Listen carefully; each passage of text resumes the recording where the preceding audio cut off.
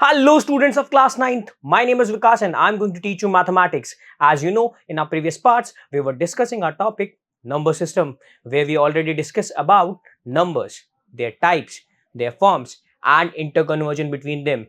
And in this particular part, we are going to start our discussion on how to operate some operation on real numbers. So basically, हम इस पूरे topic में हम क्या जानने वाले हैं कि हम नंबर्स को किस तरह से ऑपरेट करते हैं कुछ ऑपरेशंस के रिगार्डिंग। अब वो ऑपरेशंस कौन से हैं? तो बेसिकली चार कैटेगरी के हमारे पास में ऑपरेशंस हैं: addition, subtraction, multiplication and division. और इन चारों कैटेगरीज को अगर समराइज किया जाए और एक साथ कहा जाए तो हम कौन से ऑपरेशंस ऑपरेट करेंगे?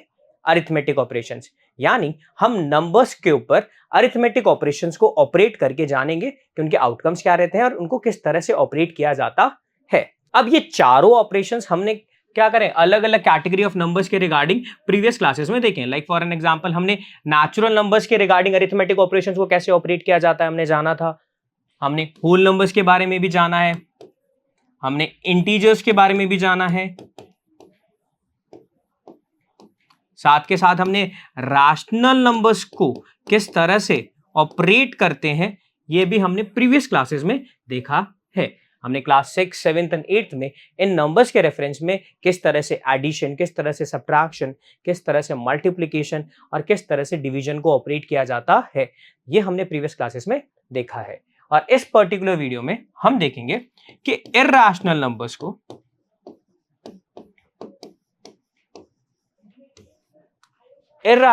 को कैसे ऑपरेट करते हैं, इर्रेशनल नंबर के रेफरेंस में किस तरह से addition, subtraction, multiplication and division को किया जाता है। सिंस हमें पता है कि इर्रेशनल नंबर्स जो होते हैं, या मैं बोलूं हमें इर्रेशनल नंबर्स की कुछ एग्जांपल्स पता है। Like for an example, √2, √3, √5, 1001, 0001 and so on. ये कुछ एग्जांपल्स हैं मेरे पास में इर्रेशनल नंबर्स के।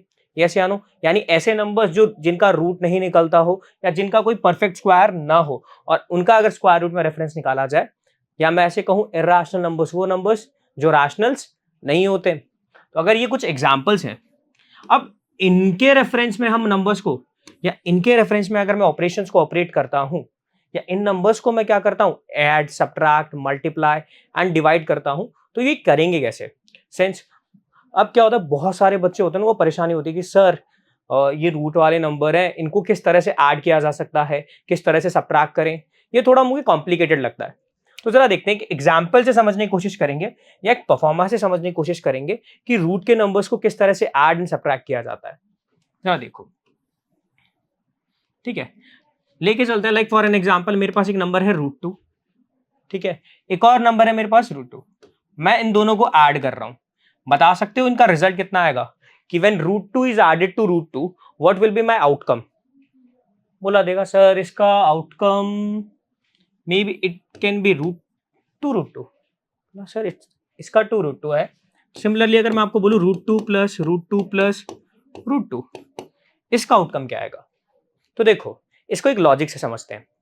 तो जब भी आपको कोई रूट वाला नंबर दिखे या आपको कोई भी रूट कैटेगरी के रेफरेंस वाला आपको नंबर दिखे जिसका एक परफेक्ट क्या हो, स्क्वायर रूट एग्जिस्ट नहीं करता हो। फॉर एन एग्जांपल अगर मैं आपको कहूं √4 है, हमको पता है कि 4 का तो परफेक्ट, 4 किसी का परफेक्ट स्क्वायर है, यानी इसका तो रूट एग्जिस्ट करता है जो कि 2 है ना? सिंस ये तो एक रैशनल नंबर है। बट ऐसे नंबर्स जिनका क्या हो, एक परफेक्ट स्क्वायर एग्जिस्ट नहीं करता हो, फॉर एन एग्जांपल √2 का तो कोई 2 किसी का भी क्या है, परफेक्ट स्क्वायर नहीं है ना।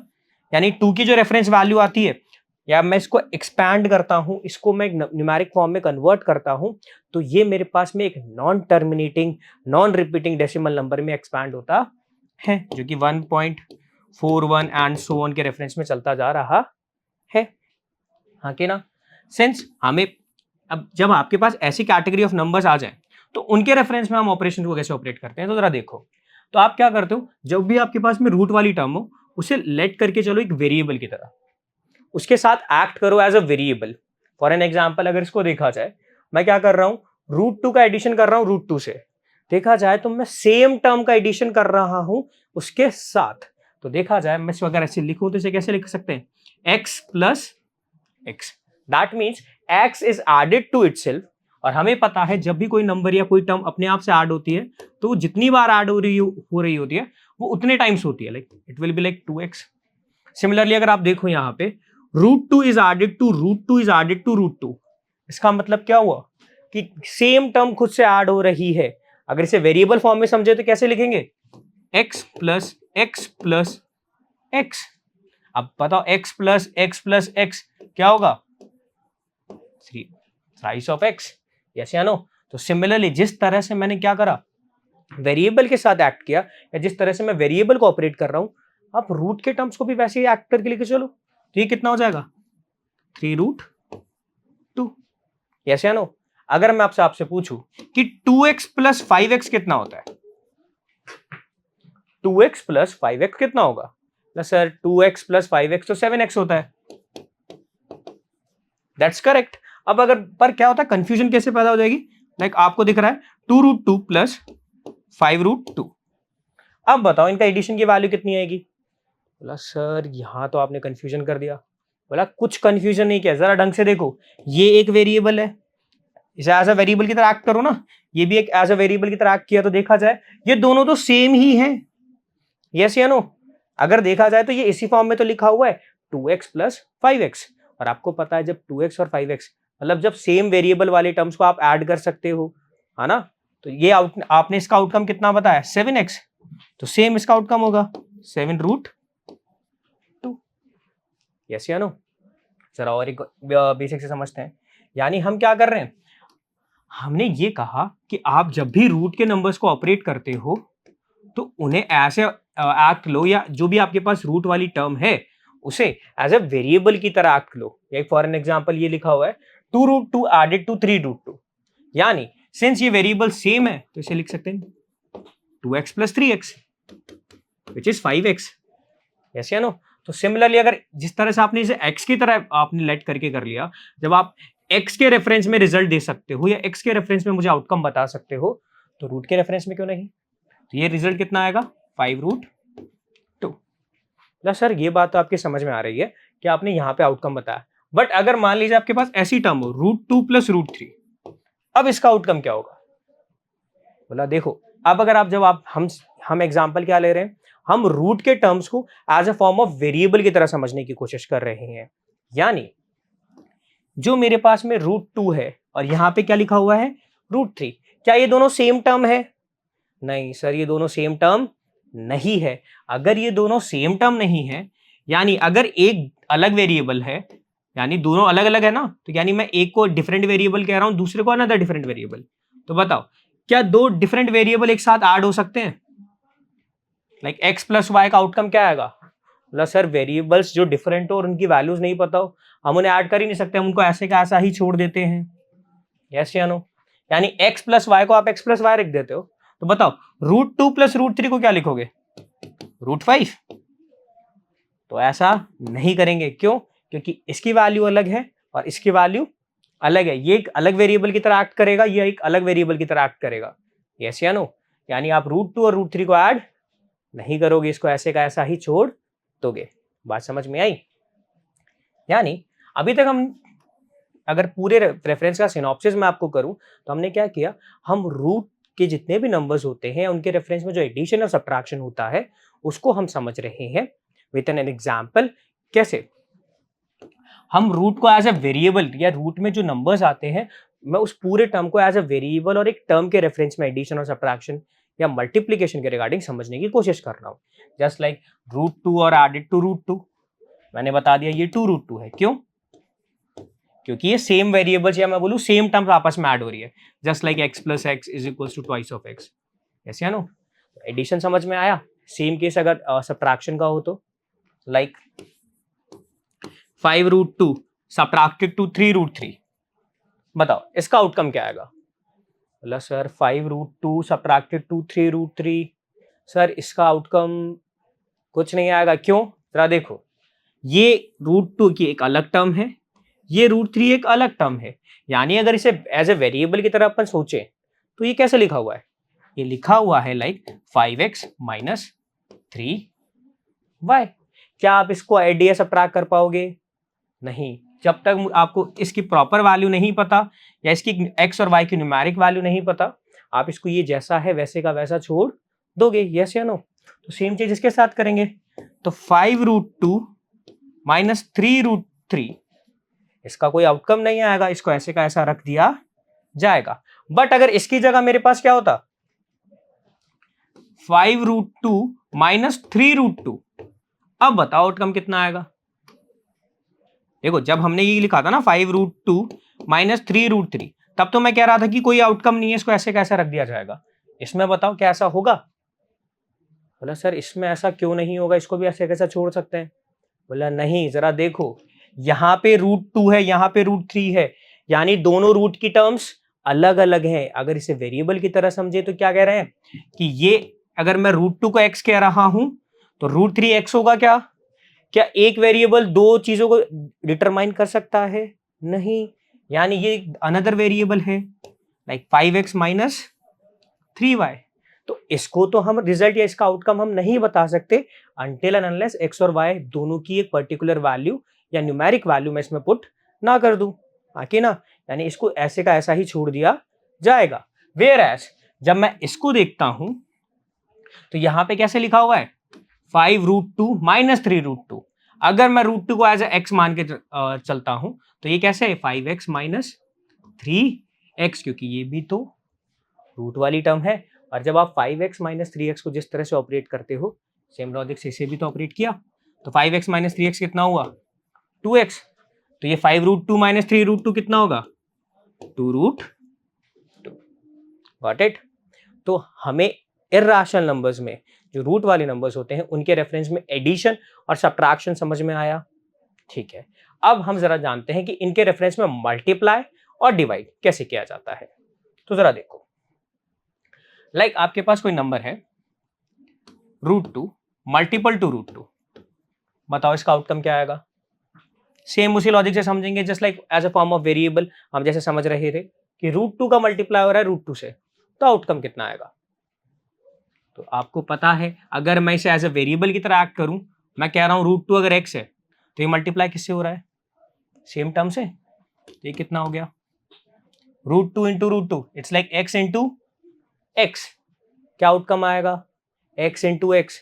आपको पता है जब कोई सेम टर्म खुद से ही मल्टीपल होती है, यानी ये क्या कर रहा है खुद का स्क्वायर, यानी it is equal to x square. Yes या नो? यानी ये किसके इक्वल आ गया √2 के स्क्वायर के। सिंस स्क्वायर और रूट एक दूसरे के कैसे हैं कॉम्प्लीमेंट ऑपरेशंस हैं, यानी ये रिजल्ट कितने किसके बराबर आ जाएगा 2 के। जैसे ही मैं √2 का स्क्वायर करूंगा यानी ये किसके इक्वल आ गया 2 के। हाँ कि ना? सेम लॉजिक से अगर आपके पास कोई नंबर हो लाइक √2 एंड √3, अब इसका आउटकम कितना आएगा। जैसे हम वेरिएबल्स के साथ एक्ट करते हैं ना, like x times of y, इसको आप क्या लिख देते हो xy। डायरेक्टली आपने इसको मल्टीपल कर दिया, आप ऐड में तो रिजल्ट नहीं लिखते, पर मल्टीप्लिकेशन में आपने xy कर दिया, यानी एक दोनों को साथ कर दिया। तो क्या होगा रूट एज अ कॉमन लग जाएगी, एंड 2 टाइम्स 3 कितना होता है 6। बात समझ में आई? मल्टीपल समझ में आया, यानी सेम टर्म्स होती है और वो स्क्वायर हो रही होती है तो वैल्यू चली जाती है, यानी रूट हट जाता है।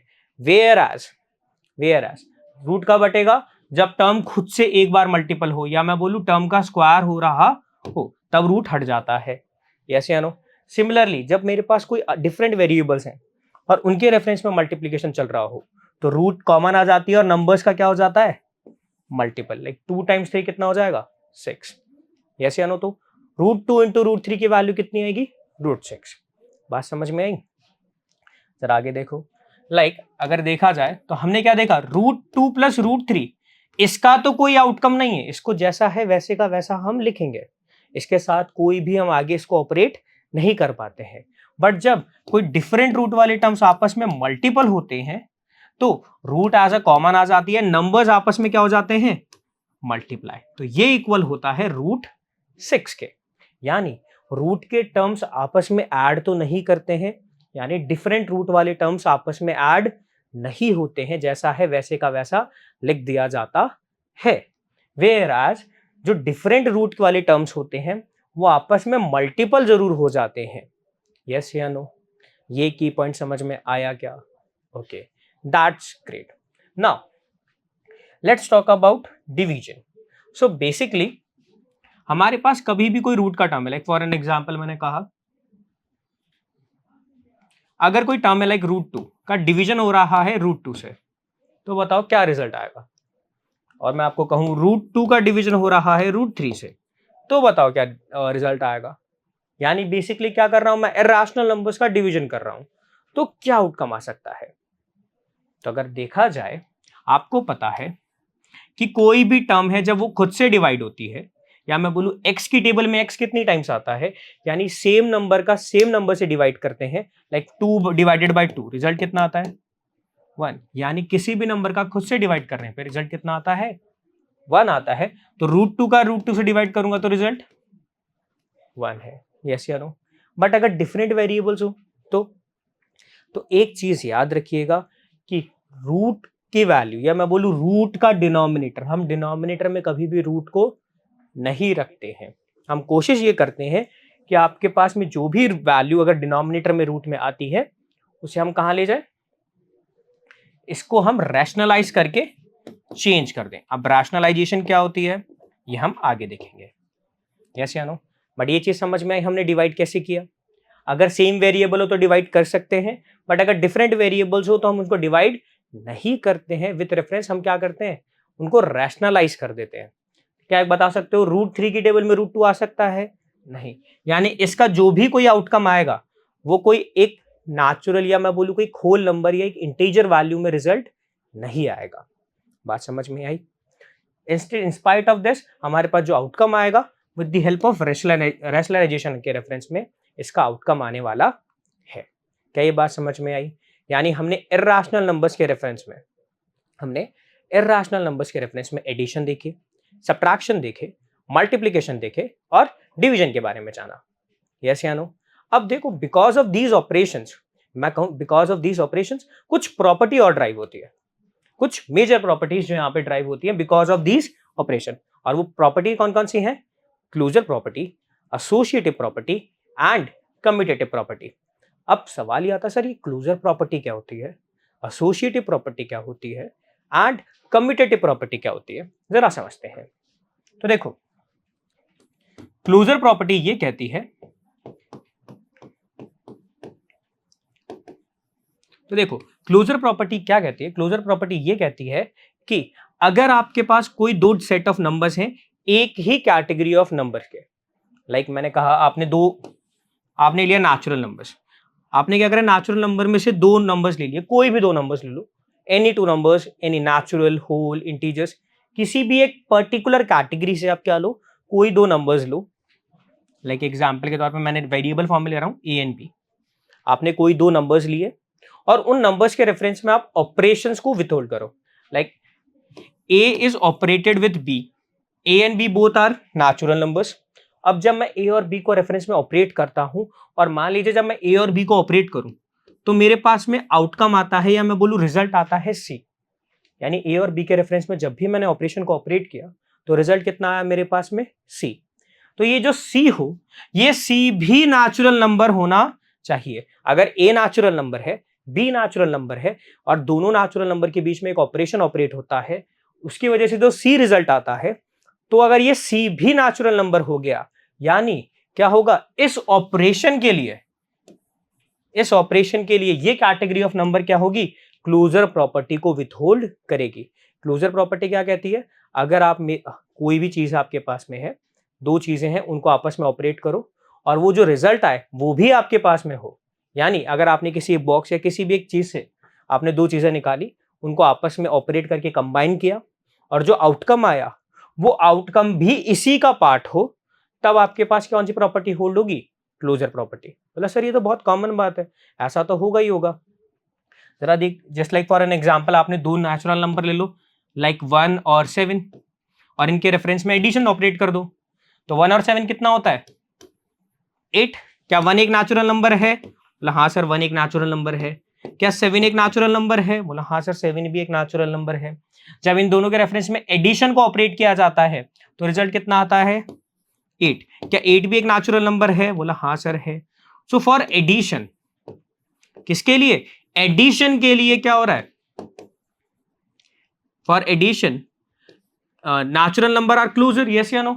यानी नेचुरल नंबर्स कौन सी प्रॉपर्टी को होल्ड करते हैं? क्लोजर प्रॉपर्टी को होल्ड करते हैं।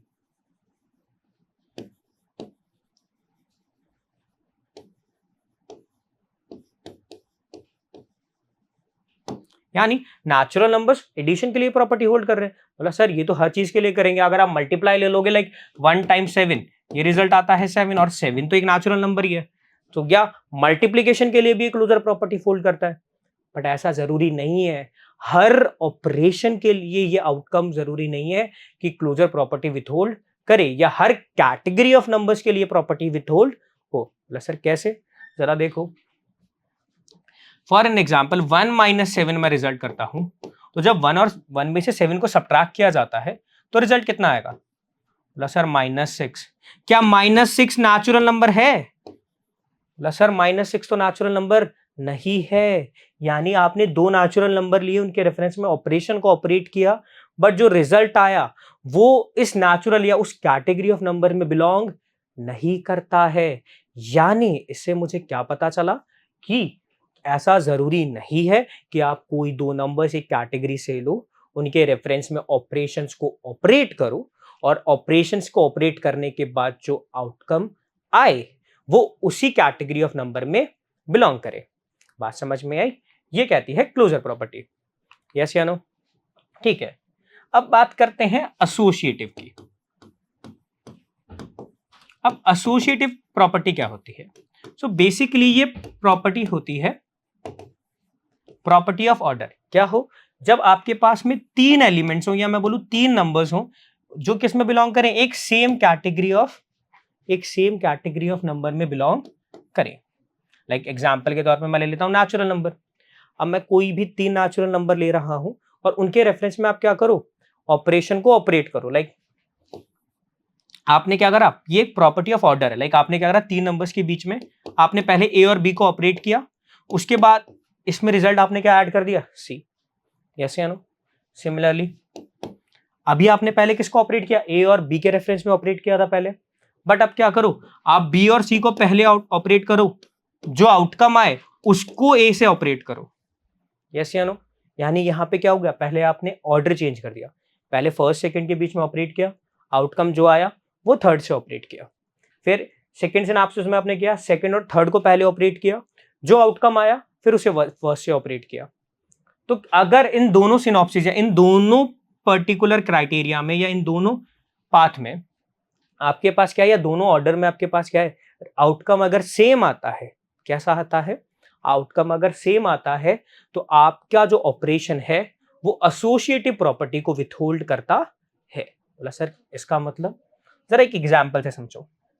लाइक आपके पास एक नंबर है 1, 2 एंड 5, यस या नो? 1, 2 एंड 5। अब जरा देखते हैं क्या ये क्लोजर प्रॉपर्टी को विथहोल्ड करता है। जरा देखो, 1 + 2 एडेड टू 5, एक ऑपरेशन तो कितना रिजल्ट आएगा? 3 + 5, यानी रिजल्ट कितना आया? 8, यस या नो? यानी 1 + 2 + 5 का आउटकम कितना आ रहा है हमारे पास में? 8 आता है। सिमिलरली अगर मैं इसके ऑर्डर को चेंज कर दूं, लाइक 1 + 2 + 5, अब ऑर्डर क्या हो गया मेरे पास में? 7, और कितना आया आउटकम? 8। यानी मैंने जब भी कोई भी ऑर्डर को फॉलो किया, मेरे पास आउटकम कैसा आया? सेम आया। और 1, 2, 5 तीनों अगर नेचुरल नंबर की कैटेगरी से थे तो मैं क्या कहूंगा? फॉर एडिशन नेचुरल नंबर्स कैसे हैं? एसोसिएटिव प्रॉपर्टी को विथहोल्ड करते हैं। ये बात समझ में आई? याद रखना, एसोसिएटिव ऑर्डर के अंदर तीन नंबर के रेफरेंस में ऑर्डर को देखा जाता है, यस या नो? कि तीन नंबर्स हैं, उनके रेफरेंस में हम ऑर्डर को, ऑपरेशंस को चेक करते हैं। लाइक A * to B, कि मैं उनके रेफरेंस में ऑपरेशन को ऑपरेट करूंगा और रिजल्ट आया आउटकम का चेकआउट करूंगा। क्या ये बात समझ में आई? कि एसोसिएटिव समझ में आया? क्लियर है? ठीक है, अब बात करते हैं हमारे पास थर्ड प्रॉपर्टी की, जो कि है कम्यूटेटिव प्रॉपर्टी।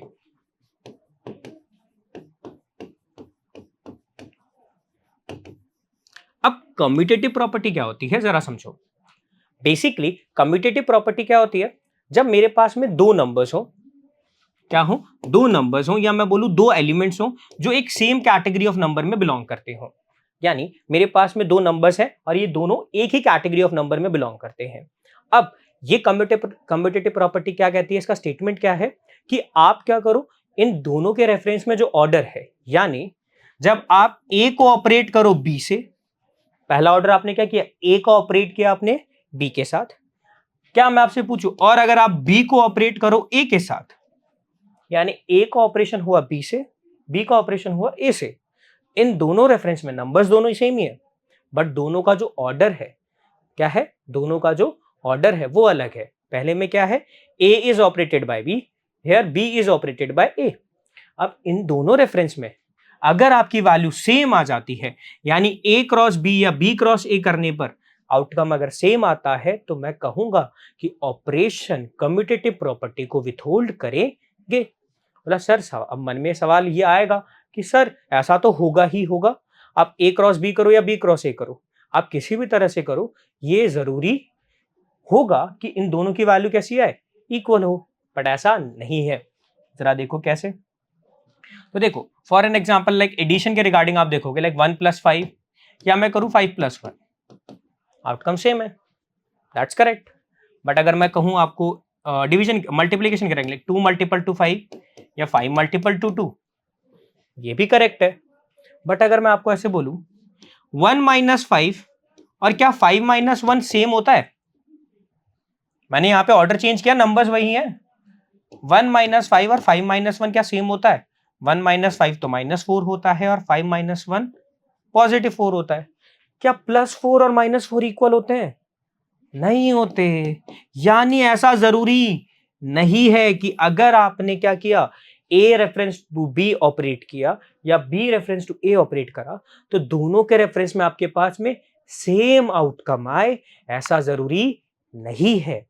यानी हमने क्या कहा, अगर ऐसा हो जाता है कि ए क्रॉस बी करने पे या बी क्रॉस ए करने पे दोनों के रेफरेंस में अगर आउटकम सेम आता है, तो इस टाइप की प्रॉपर्टी को कहा जाता है कम्यूटेटिव प्रॉपर्टी। ये बात समझ में आई, ठीक है। तो ऑपरेशन के रेफरेंस में हमारे पास कितनी प्रॉपर्टीज थी, 3। कौन कौन सी, closure, associative and commutative, yes या नो। अब हर नंबर ये कैटेगरी को फॉलो करेंगे नहीं करेंगे, जरा देखते हैं। तो देखो मेजरली देखा जाए तो अब देखो हम बात करेंगे केवल रैशनल और इरैशनल के रेफरेंस में, सिंस रैशनल में बस और भी कैटेगरी ऑफ नंबर्स रहते हैं, उनके रेफरेंस में बात हम अलग करेंगे। जरा देखो क्या है, अब जब मैंने इन सब चीज को ऑपरेट किया, अलग अलग नंबर्स को रिगार्डिंग मैंने देखा, तो मैंने कुछ ऑब्जर्वेशन नोटिस करी। क्या, कि जब भी आप एडिशन या सब्ट्रैक्शन के रेफरेंस में बात करते हो, किसके रेफरेंस में बात करते हो, एडिशन या सब्ट्रैक्शन के रेफरेंस में बात करते हो, तो आप देखते हो कि आपके पास में रैशनल नंबर में क्लोजर प्रॉपर्टी विथहोल्ड होती है। बोला सर रैशनल नंबर में क्लोजर प्रॉपर्टी विथहोल्ड होती है, ऐसा कैसे। जरा देखो, आप जब भी कोई भी दो रैशनल नंबर ले लो, फॉर एन एग्जांपल 2/3 एंड 1/3, इन दोनों नंबर्स को, चाहे आप ये एक तरह से रैशनल नंबर है, यस या नो, अगर आप इनके रेफरेंस में एडिशन को ऑपरेट करते हो या सब्ट्रैक्शन भी ऑपरेट करते हो, तो जो भी आउटकम आएगा, यहाँ पे आउटकम आएगा 3/3, जो कि रिजल्ट में देता है 1, and 1 is also a rational number, yes या नो।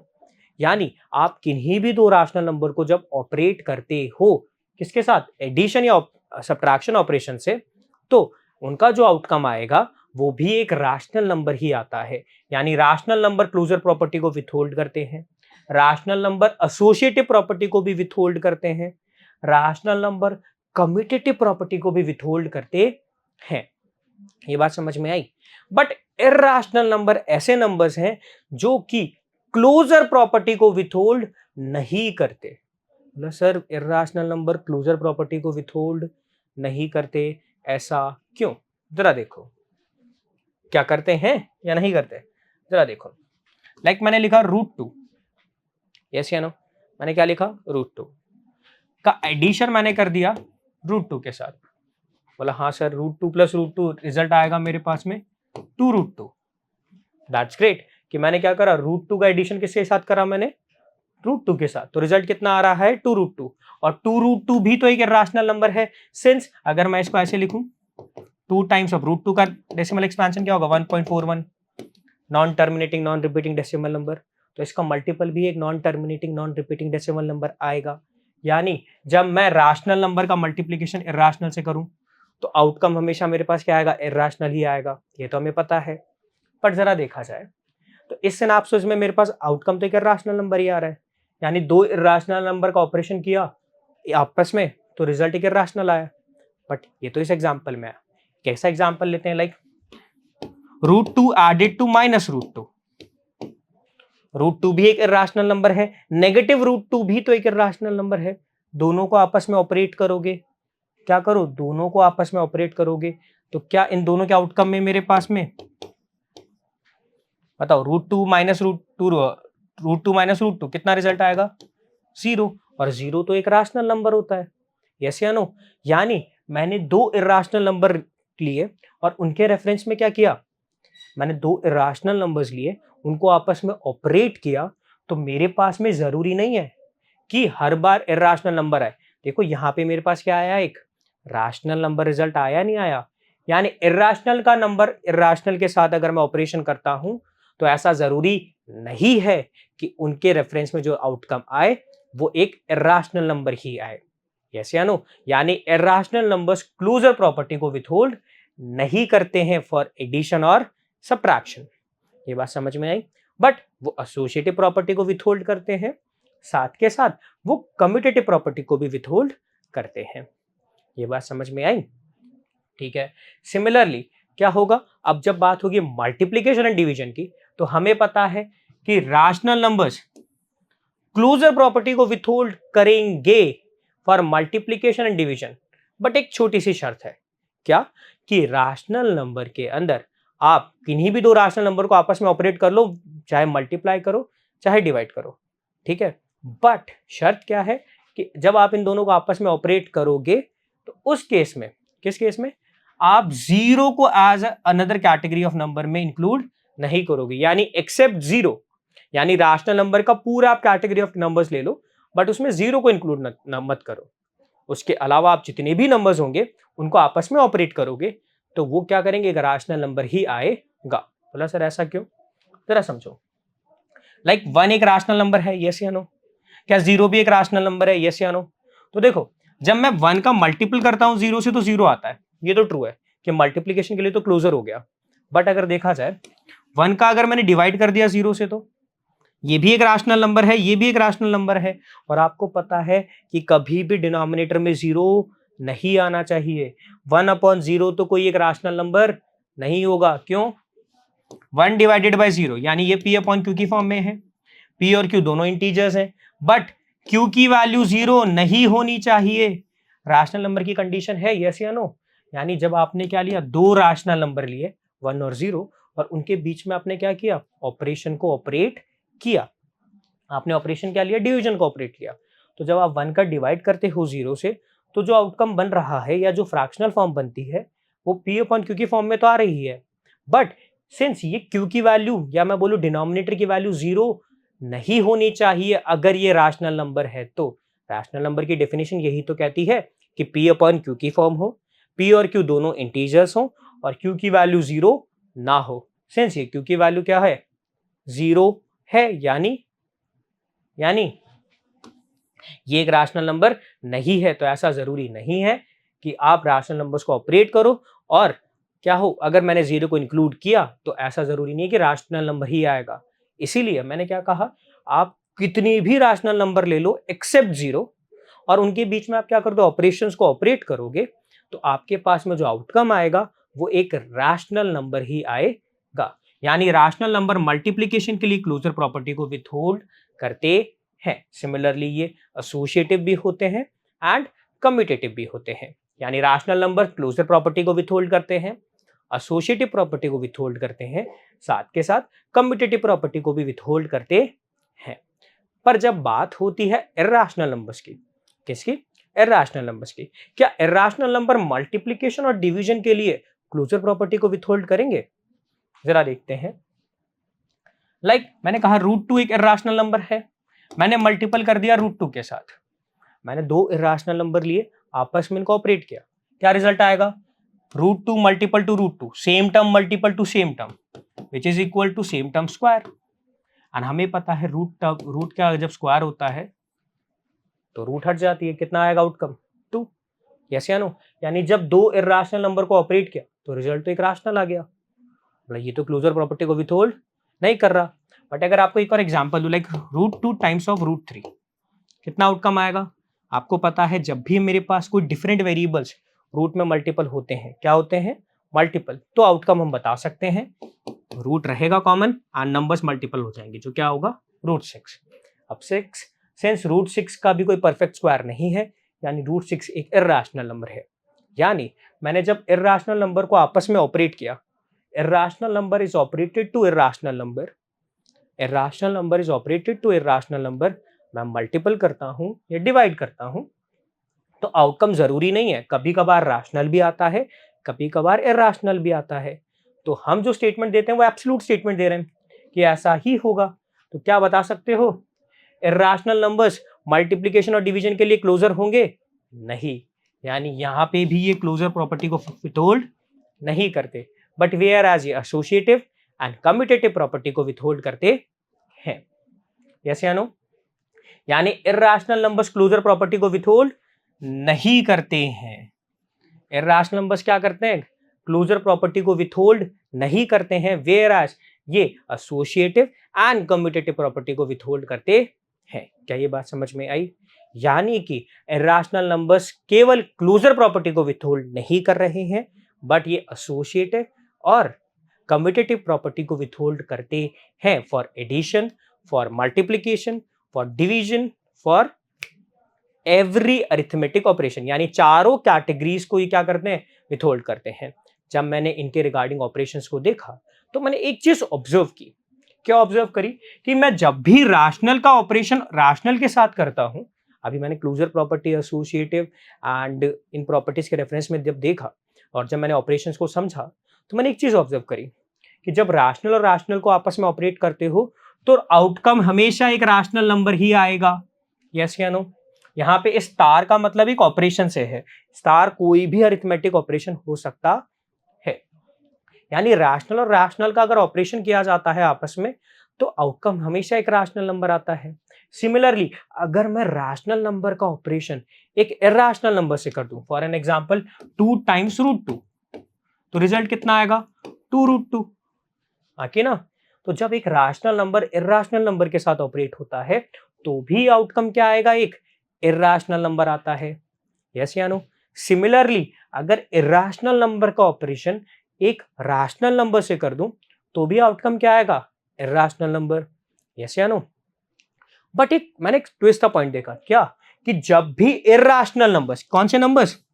इर्रेशनल नंबर का ऑपरेशन इर्रेशनल के साथ कर दें तो ऐसा जरूरी नहीं है, क्योंकि इर्रेशनल नंबर क्लोजर प्रॉपर्टी को विथहोल्ड नहीं करते हैं। यानी इर्रेशनल का ऑपरेशन अगर इर्रेशनल से होता है तो जरूरी नहीं है कि वो एक इर्रेशनल नंबर भी आए, वो एक इर्रेशनल नंबर भी आ सकता है, साथ के साथ वो एक रैशनल नंबर भी आ सकता है। फॉर एन एग्जाम्पल, अगर एग्जाम्पल लेना चाहें तो हम ले सकते हैं लाइक √2 टाइम्स ऑफ √2, दोनों इर्रेशनल नंबर हैं बट इनका आउटकम कितना आता है? 2।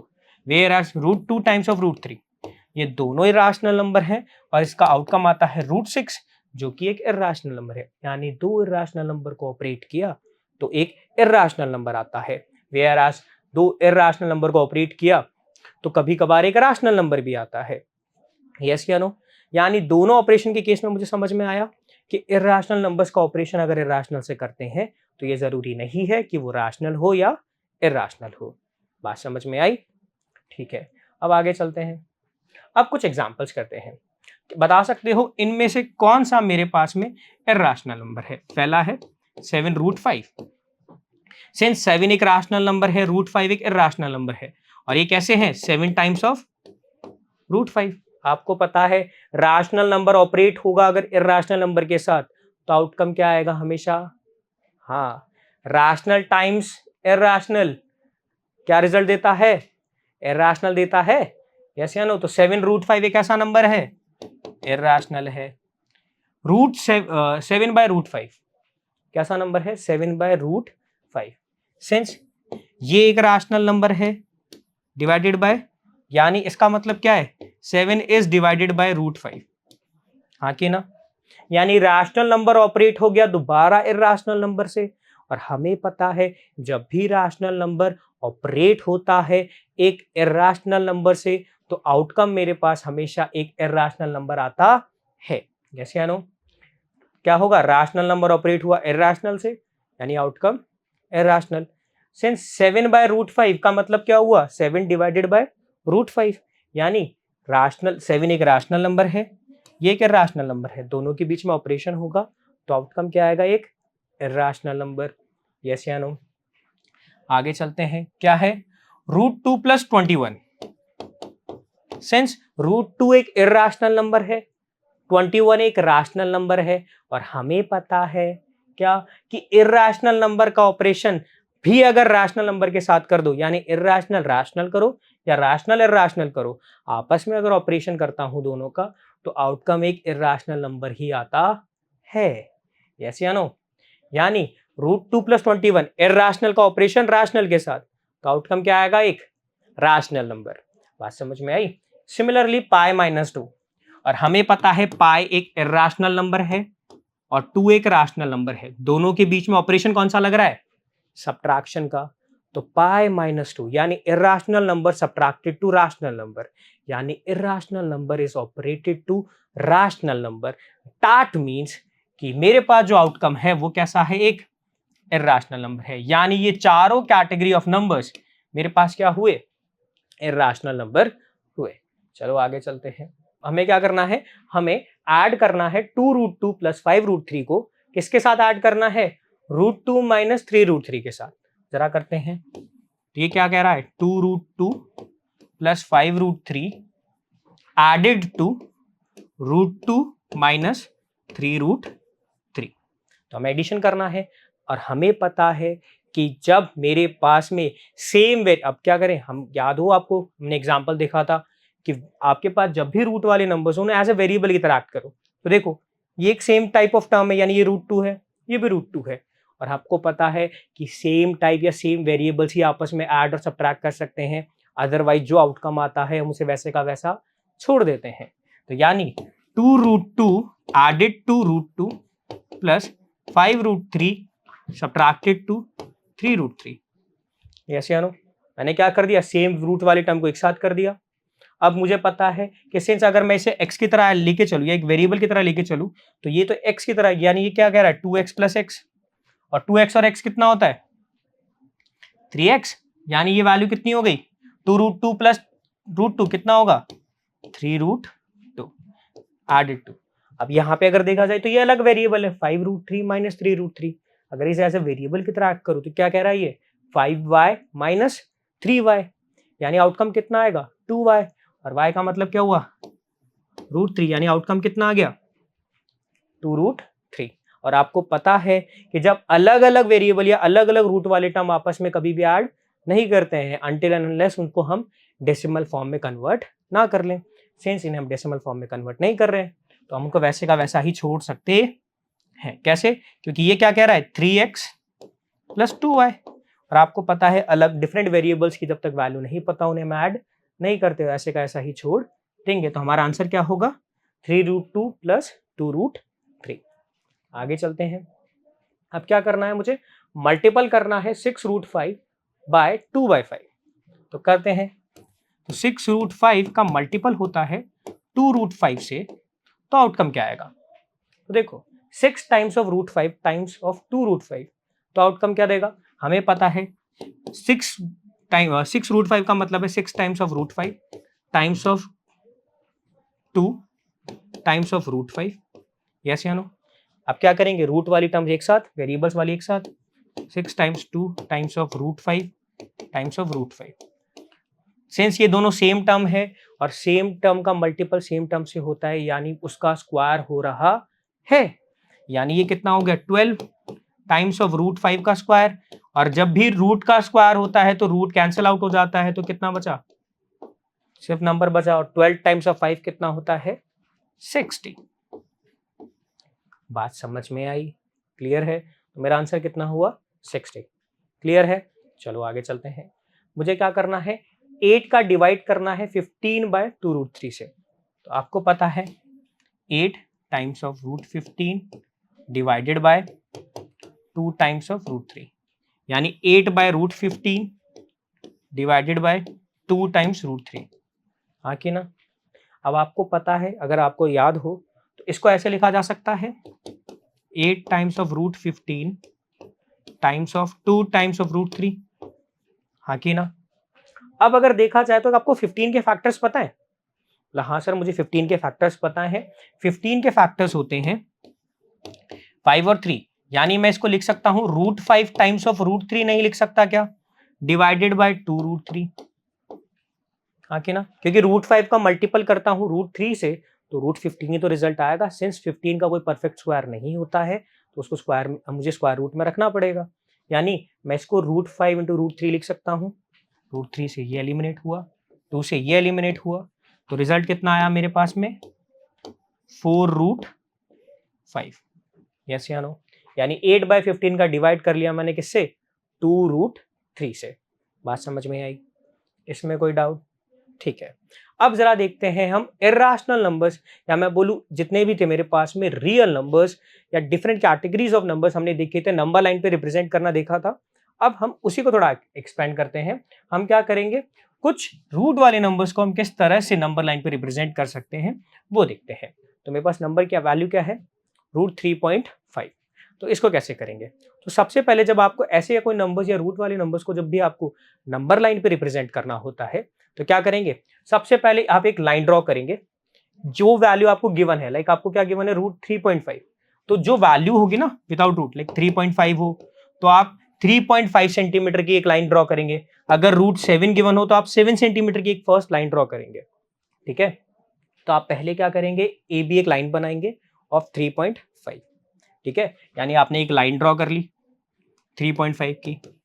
उसके बाद क्या करोगे, इस लाइन को 1 सेंटीमीटर और आगे थोड़ा सा एक्सटेंड कर दोगे, यानी आप बी को थोड़ा सा एक्सटेंड करोगे सी तक। कितने सेंटीमीटर?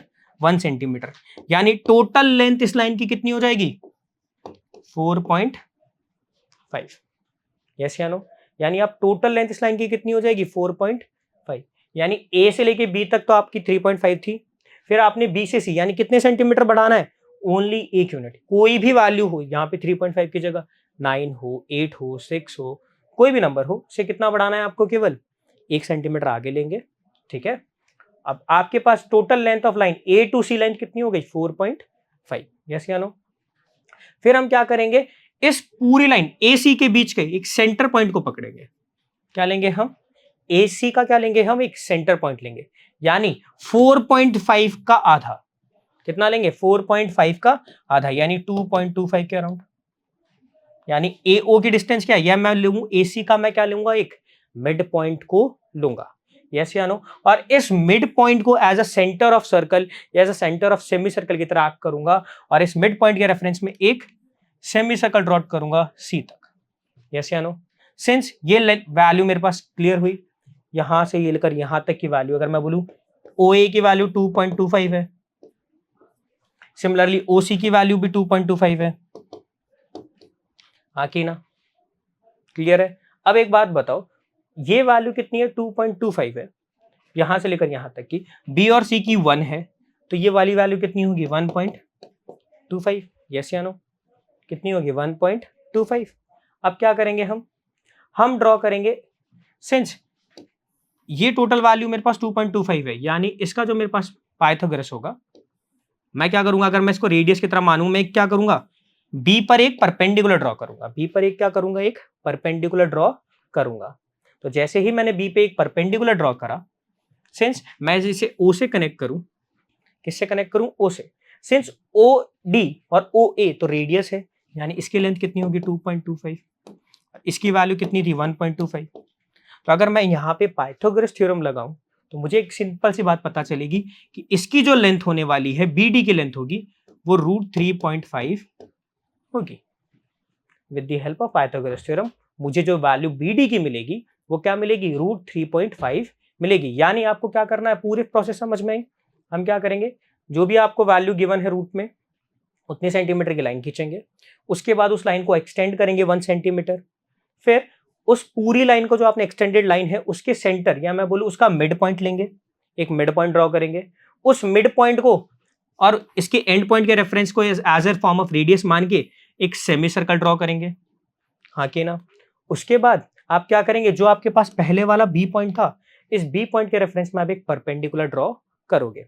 अब जैसे ही आप परपेंडिकुलर ड्रॉ करोगे तो आपको ये पता है, सिंस ये वैल्यू तो आपकी रेडियस है और ये वैल्यू आपने यहां से निकाली 1.25, तो जब आप इसे इवैल्यूएट करोगे या मैं डायरेक्टली कहूं कि ये जो वैल्यू आपके पास बनी है बी डी, ये डायरेक्टली रूट 3.5 होगी, यानी जो डिस्टेंस थी ना उसकी रूट फॉर्म। कैसे नो, यानी ये वैल्यू किसके इक्वल होगी, रूट 3.5 के। सिंस आपको ये पता चल चुका है ये रूट 3.5 है, सी को थोड़ा और आगे एक्सटेंड करेंगे और क्या करेंगे, यहाँ पे कंपास रखेंगे बी पे और इस लाइन पे एक आर्क बना देंगे, और जहां पे ये इस लाइन को इंटरसेक्ट करेगी ये पोजीशन ही आपकी नंबर लाइन में इसकी पोजीशन है। यानी क्या करेंगे, ये 3.5 हो गया, यहां से आप क्या ड्रॉ करोगे, बी पर रखा कंपास एंड एक आर्क लगाएंगे और सी को एक्सटेंड किया, तो जिधर ये इंटरसेक्ट करेगा ये इंटरसेक्टिंग पॉइंट ही रूट 3.5 की पोजीशन होगी। ठीक है, बात समझ में आई, क्लियर है, कोई दिक्कत इसमें? यानी रूट 3.5 का किस तरह से मैंने नंबर लाइन पे प्रेजेंटेशन की, ये बात समझ में आई, क्लियर है? इसमें कोई डाउट है तो बताएं। ठीक है, आज की पूरी वीडियो में हमने क्या जाना, हमने जाना कि हम किस तरह से इर्रेशनल नंबर के रेफरेंस में ऑपरेशंस को ऑपरेट करते हैं, साथ के साथ हमने जाना कि नंबर लाइन पे हम रियल नंबर्स को किस तरह से प्रेजेंट करते हैं। ठीक है, अब कुछ क्वेश्चन या कुछ असेसमेंट क्वेश्चन से हम स्टार्ट करते हैं ताकि हम समझे कि हमने समझा क्या। लाइक पहला क्वेश्चन है आपके पास में 2√7 डिवाइडेड बाय 7√7, क्या ये एक इर्रेशनल नंबर है? जरा देखते हैं। सेंस देखो 2√7 को लिखा जा सकता है 2 times of √7 multiple to 7 times of √7, √7 से √7 एलिमिनेटेड, रिजल्ट कितना आ गया 2/7। सिंस न्यूमरेटर एक इंटीजर है, डिनोमिनेटर एक इंटीजर है और डिनोमिनेटर की वैल्यू 0 नहीं है, यानी ये क्या हुआ, एक रैशनल नंबर हुआ। तो क्या 2√7 7 डिवाइडेड बाय 7√7 एक इर्रेशनल नंबर है? नहीं, क्योंकि ये तो एक रैशनल नंबर के इक्वल है, यानी ये स्टेटमेंट कैसा है, फॉल्स है, हाँ कि ना। यानी 2√7 डिवाइडेड बाय 7√7 एक इर्रेशनल नंबर नहीं है, ये तो एक रैशनल नंबर है। बात समझ में आई? जरा आगे चलते हैं। क्या कह रहा है कि product of two irrational number is always irrational. क्या दो इर्रेशनल नंबर को आपस में लो और उनको ऑपरेट करते हो तो क्या वो इर्रेशनल नंबर आते हैं? नहीं, हमने अभी जाना था कि इर्रेशनल नंबर का ऑपरेशन अगर इर्रेशनल नंबर के साथ करते हैं तो ऐसा जरूरी नहीं है कि उनका जो आउटकम आए वो एक इर्रेशनल नंबर आए, यानी कि ये स्टेटमेंट कैसा हो गया, फॉल्स हो गया। क्या ये बात समझ में आई? तो इस पूरी कॉन्सेप्ट के लिए यानी हमने क्या जाना, इर्रेशनल नंबर को किस तरह से हम ऑपरेट कर पाते हैं, हमने ये भी जाना कि नंबर्स को किस तरह से हम नंबर लाइन पे प्रेजेंट करते हैं। तो इस पर्टिकुलर पार्ट के लिए हम इतना करेंगे। जय हिंद दोस्तों, थैंक यू।